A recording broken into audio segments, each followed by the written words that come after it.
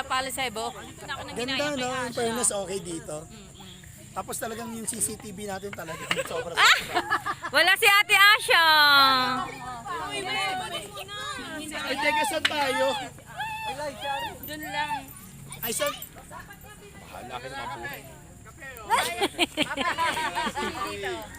Babalikan ko na lang to.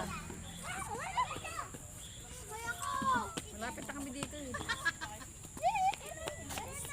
Yan ang gusto ni Are, oh. Magpukpok. Eh, ang bilis niya. Pagbaba mo sa sakyan niya, sabi sa akin eh.